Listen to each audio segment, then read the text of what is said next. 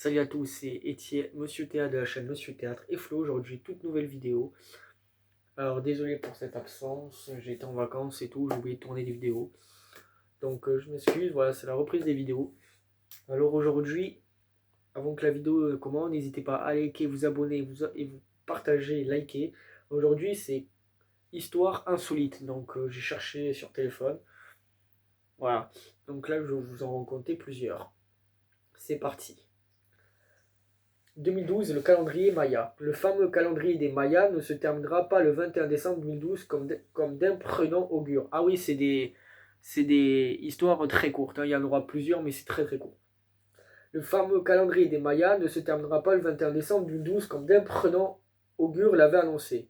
Il passa tout simplement du 12, 19, 19, 17, 19, le 20 au 13 021, comme nous sommes passés du 31-12 1999 au 01-1 2000 Apocalypse, attendons encore un peu. Voilà. Charge de connétable. La charge de connétable était immense. Commandement des généraux et des princes de sang. Responsable de la milice du roi, pouvoir de justice, partage du butin pris, marche des troupes et réception des redditions des villes assiégées. Cette charge existait depuis 1918, fut supprimée par Louis XV en 1627 et rétablie par Napoléon Ier en 1804. Le prochain, c'est Charlemagne, maître de l'univers. L'empereur Charlemagne possédait une superbe table d'argent sculptée représentant la domination de l'empereur sur l'univers, puisqu'il s'y penchait souvent pour observer les planètes qui étaient dessinées. Après sa disparition, après Louis le Pieux, Lothaire est toujours à court d'argent pour ses guerres. Il fait alors débiter cette magnifique table en morceaux qu'ils offrent à ses soldats. Voilà. Chat de malheur, chat de salon. Il fut un temps où les chats étaient signes de malheur responsable de la peste. En exterminant massivement les chats assimilés au diable rendu responsable des épidémies de peste, les Européens n'ont fait qu'accroître largement la diffusion de ce fléau, les rats qui propageaient cette maladie n'ayant plus de prédateurs. Plus tard, cet animal était recherché pour chasser les rongeurs, mais au XIXe siècle, ayant trouvé des moyens techniques pour se débarrasser des souris, le chat est devenu un animal de compagnie. Très recherché que l'on nourrissait, les bourgeois montraient ainsi leur richesse en ayant plusieurs chats chez eux, luxe que le peuple nous souvient se payer. Là, le prochain, c'est cochon régicide. En octobre 1131, l'héritier de Louis le Gros se promène à cheval dans les rues de Paris. Malheureusement, il fait une grosse chute, sa tête cogne une pierre, son cheval l'écrase en tombant sur lui et il meurt le soir même. Un porc venait de traire sur le passage du jeune prince Philippe, qui n'avait que 15 ans. Quelques jours plus tard, un édit interdit de laisser vaquer les cochons dans les rues. Seuls les moines de Saint-Antoine peuvent le faire, à condition de suspendre une clochette au cou de l'animal. Collection de médailles. En 1686, ne pouvant pas encore chasser suite à l'opération de la Fussule, Louis XV disparaissait dans son cabinet de curiosité et contemplait ses médailles. En 1664, il n'en avait aucune, mais en 1191, il détenait 7000 médailles modernes et 14 000 médailles antiques. Consigny et la vindicte populaire.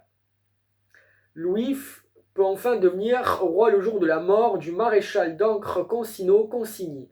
Le 24 avril 1617, il réussit à le faire tuer par ses gentilshommes sur le pont du Louvre. Le corps de Consigny est enterré près de Saint-Germain-l'Auxerrois, mais les Parisiens sont mécontents n'ayant pas pu participer à cet assassinat. Le lendemain, ils ouvrent la tombe, sortent le cadavre, le rouent de coups, ils le traînent ensuite jusqu'au pont Neuf, l'attachent à une potence, lui coupent le nez, les doigts, les oreilles et les parties honteuses. Enfin, il s'attaque à son cœur en le faisant cuire sur les charbons. Les Parisiens étaient devenus à moitié fous.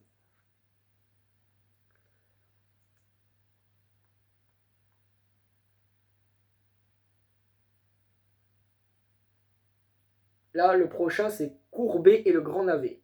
Beaucoup de symboles de la République furent détruits par la Commune en 1111. Il en est ainsi de la colonne Vendôme démolie à la demande de Gustave Courbet, 1819-1817, le célèbre peintre français réaliste. Plus tard, il dut payer la restauration de ce monument qu'il avait surnommé le Grand Navet. Coureur de vin. La reine de France, Marie-Antoinette, créa un brevet particulier en janvier 1784. Le coureur de vin, telle la personne à qui on attribué cette charge et qui devait suivre la reine dans tous ses déplacements, en portant dans une serviette du pain, un flacon de vin et quelques victuailles. De Clovis à Louis. Le prénom Clovis vient du germanique Clodweg, romanisé, il devient Clodovicus, puis Clouis et enfin Louis, nom porté par 18 rois en France et de nombreux Français. Voilà, on s'arrête là pour cette vidéo. Il y en a d'autres, mais je ne vais pas tous vous les faire.